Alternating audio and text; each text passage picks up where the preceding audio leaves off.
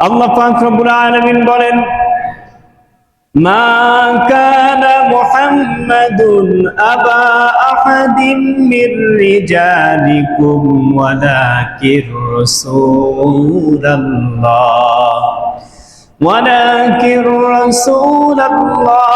ওয়া খাতামান নাবিয়্যিন ওয়া কানা আল্লাহু বিকুল্লি শাইইন আলীমা।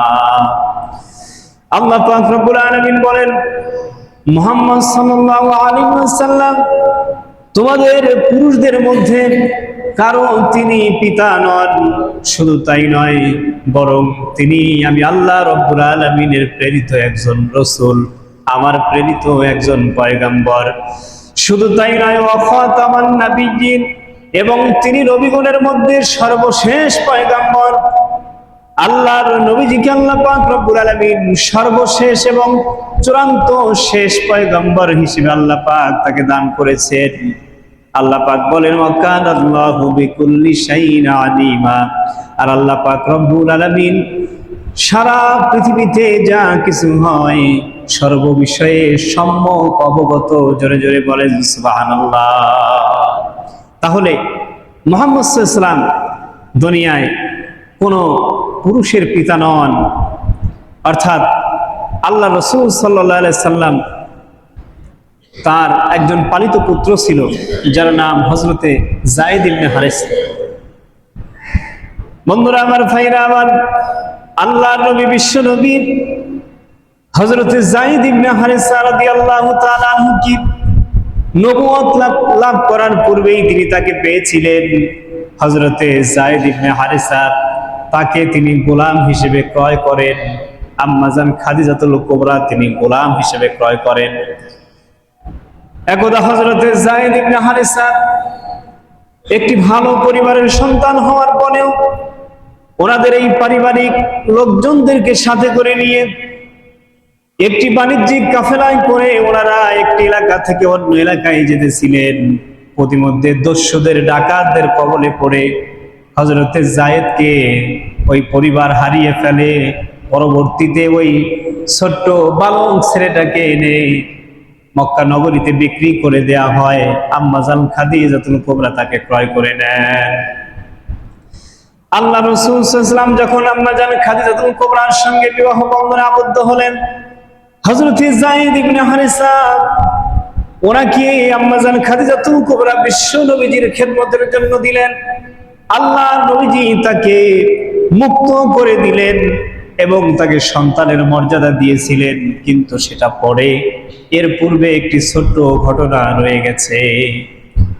হযরতে যায়েদ ছোট্ট বালক, সম্ভ্রান্ত পরিবারের ছেলে, কিন্তু তারা বাণিজ্যিক কাফেলা নিয়ে তার পরিবারের সঙ্গে যাওয়া অবস্থায় দস্যুদের আক্রমণের শিকার হয় এবং হযরতে যায়েদকে সেখান থেকে অপহরণ করে পরে এসে তাকে গোলাম হিসেবে বিক্রি করে দেওয়া হয়।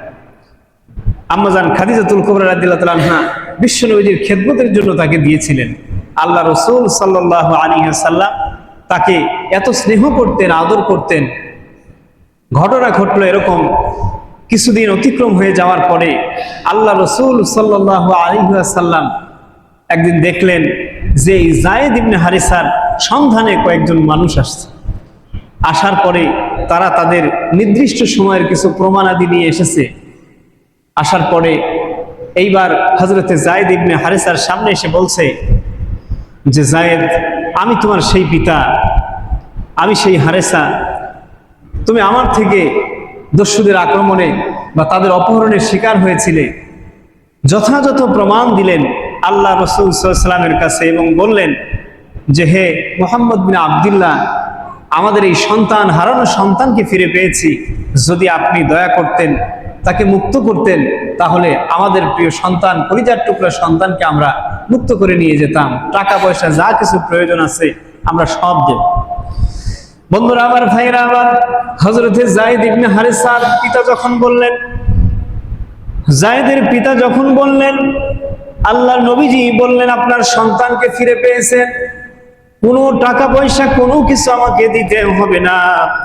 সত্যিকার অর্থেই যদি আপনার সন্তান হয়ে থাকে, প্রমাণ যেহেতু দিচ্ছেন, তাহলে আপনার সন্তানকে আপনি নিয়ে যেতে পারেন, কোনো সমস্যা নাই। নিজের আপন পিতাকে পাওয়ার পরে হযরত যায়েদ রাদিয়াল্লাহু তাআলা আনহু বললেন, ইয়া রাসূলুল্লাহ, ইয়া হাবিবাল্লাহ, আমার কিছু আপত্তিমূলক কথা আছে। নবীজি বললেন, বলতে পারো। হযরত যায়েদ বললেন, আমার পিতাকে আমি পেয়েছি ঠিকই, কিন্তু এই হারানো অবস্থায় গোলাম হিসেবে আপনার সন্নিকটে থাকার কারণে আমি যে স্নেহ, ভালোবাসা, যে মোহাম্মত আমি পেয়েছি, দয়া করে আপনি আমাকে অনুমতি দেন, আমার আব্বা আবার বাড়িতে ফিরে যাক, আমি মুহাম্মদুর রাসূলুল্লাহ সাল্লাল্লাহু আলাইহি সাল্লামের কাছে স্নেহে আমি তার কাছে লালিত পালিত হতে চাই। জোরে বলেন সুবহানাল্লাহ। একটাবার চিন্তা করেন, বিশ্ব নবীজির চরিত্র কত মাধুর্যপূর্ণ ছিল, কত সুন্দর চরিত্রের অধিকারী তিনি ছিলেন। যেখানে একটি সন্তান হারিয়ে গেছে, পিতার ভালোবাসা থেকে, মায়ের ভালোবাসা থেকে বঞ্চিত, দীর্ঘদিন অতিবাহিত হয়ে যাওয়ার পরে, খুঁজে পাওয়ার পরে সে সন্তান আত্মহারা হয়ে পিতামাতার সঙ্গে চলে যাওয়ার কথা, কিন্তু সন্তান ডেকে বলছে, ইয়া রাসূলুল্লাহ, আমি আপনার কাছে অনুরোধ করতে চাই, আমার আব্বা এসেছেন, তাকে দেখেছি, আমি তার সঙ্গে কথা বলেছি, কিন্তু আপনি যদি অনুমতি দেন, আমি আপনার কদম মোবারক থেকে একদিনের জন্যও আমি এই বিচ্ছেদ গ্রহণ করতে রাজি নয়। সুবহানাল্লাহ। আল্লাহ নবীজি কেঁদে ফেললেন, সন্তুষ্ট হয়ে গেলেন। নবীজি বললেন, ও যায়েদের আব্বা, যেহেতু আপনার কলিজার টুকরা সন্তানকে আপনি মুক্ত করতে এসেছেন, আপনার সন্তান তো আমার কাছ থেকে যেতে চাইছে না, তবে আমি মুহাম্মদুর রাসূলুল্লাহ বলছি, আপনার সন্তানকে আমি মুক্ত করে দিলাম। সুবহানাল্লাহ। শুধু মুক্তই করে দিলাম না, আজ থেকে এই যায়েদ আমার পালিত পুত্র হিসেবে আমি তাকে গ্রহণ করে নিলাম। জোরে জোরে বলেন সুবহানাল্লাহ। হযরতে যায়েদ রাদিয়াল্লাহু তাআলা আনহু, তাকে আল্লাহ রাসূল সাল্লাল্লাহু আলাইহি ওয়াসাল্লাম পালিত পুত্র হিসেবে গ্রহণ করেছিলেন। তিনি প্রাপ্তবয়স্ক হয়ে যাওয়ার পরে নবীজি আপন ফুফাতো বোনের সাথে তার বিবাহ বন্ধনে তাকে আবদ্ধ করে দিলেন। সংসারে বনিবনা হলো না। নবীজি বারবার চেষ্টা করলেন, কিন্তু কোনোভাবেই উভয়কে রাখতে পারলেন না। অবশেষে আল্লাহ পাক রব্বুল আলামিন এই যে জাহিলিয়াতের যুগের একটি প্রথা, পালিত পুত্র, এই প্রথাকে পরবর্তী কিয়ামত পর্যন্ত ইসলাম ধর্মের মাধ্যম দিয়ে ভেঙে দেওয়ার জন্য আল্লাহ রাসূল সাল্লাল্লাহু আলাইহি ওয়াসাল্লামকে বললেন যে যায়েদের সঙ্গে বিবাহ হয়েছে হযরতে জয়নব রাদিয়াল্লাহু তাআলা আনহার, বিবাহ বিচ্ছেদ করার পরে আপনি ওই জয়নব রাদিয়াল্লাহু তাআলা আপনার ফুফাতো বোনকে আপনি বিবাহ করেন, কিয়ামত পর্যন্ত যেন এটা স্থায়ী একটি প্রমাণ হয় যে পালিত পুত্র কোনো সময় আপন পুত্রের মতো হতে পারে না। বন্ধুরা আমার, ভাইরা আমার, এই কথা এখানে আসছে, মা কানা মুহাম্মাদুল আবা আহাদিম মির রিজালিকুম, তোমাদের মধ্যে কোন পুরুষের পিতা মুহাম্মদ সাল্লাল্লাহু আলাইহি ওয়াসাল্লাম নন। এরপরে আল্লাহ পাক রব্বুল আলামিন পরিচয় দিচ্ছেন, ওয়ালাকির রাসূলুল্লাহ, তিনি আল্লাহ পাক রব্বুল আলামিনের প্রেরিত রাসূল।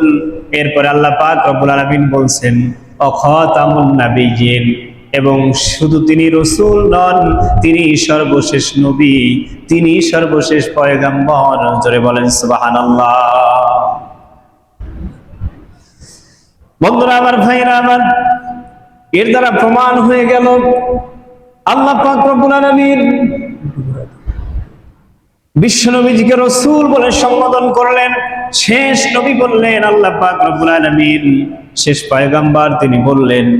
এর দ্বারা স্পষ্ট হয়ে গেল আল্লাহর রাসূলের মধ্য দিয়ে সারা পৃথিবীতে পয়গম্বরদের আগমন আল্লাহর রাসূলকে দিয়েই সমাপ্ত করা হলো। জোরে জোরে বলেন সুবহানাল্লাহ। এরপরে আল্লাহ পাক রব্বুল আলামিন বলেন, মুহাম্মদ সাল্লাল্লাহু আলাইহি ওয়াসাল্লাম শুধু আখেরি নবী নন, তিনি হলেন বিশ্বজনীন নবুয়ত প্রাপ্ত একজন পয়গম্বর। সুবহানাল্লাহ বলবেন না? আল্লাহ রাসূলকে আল্লাহ বিশ্বজনীন নবী করলেন। আমি শুরুতেই বললাম যে অনেক নবী রাসূল এসেছিলেন, কিন্তু নির্দিষ্ট একটি কওমের জন্য। কথা বলেন ঠিক কিনা? মুসা আলাইহিস সালামকে বনি ইসরাইলের নবী হিসেবে প্রেরণ করা হয়েছে। ওই সময় পৃথিবীতে অন্যান্য অনেক এলাকায়, যেসব জায়গায় অন্যান্য নবীরা ছিলেন, বিশেষ করে হযরত শুআয়ব আলাইহিস সালাম ছিলেন, মুসা আলাইহিস সালামের ইন্তেকাল ওফাতের পরে আল্লাহ পাক তারই শাগরেদদের মধ্য থেকে ইউসা ইবনে নুনকে নবুয়ত দান করেছিলেন। পর্যায়ক্রমে এক একটি এলাকার জন্য এক একটি সময়ের জন্য আল্লাহ পাক নবী রাসূল প্রেরণ করেছেন। কিন্তু মুহাম্মদ সাল্লাল্লাহু আলাইহি ওয়াসাল্লামকে যখন দিলেন তখন পৃথিবীতে আর কোনো নবী নাই। দীর্ঘ 570 বছর পর্যন্ত ঈসা আলাইহিস সালামের দুনিয়া থেকে বিদায় নেওয়ার পরে রাসূল সাল্লাল্লাহু আলাইহি ওয়াসাল্লামের আগমন পর্যন্ত এই 570 বছর আর কোনো নবী ছিল না। অবশেষে আল্লাহ পাক বিশ্ব নবীজিকে দিলেন, একা সারা পৃথিবীর সর্বজনীন নবী হিসেবে আল্লাহ পাক তাকে কবুল করলেন। জোরে বলেন সুবহানাল্লাহ।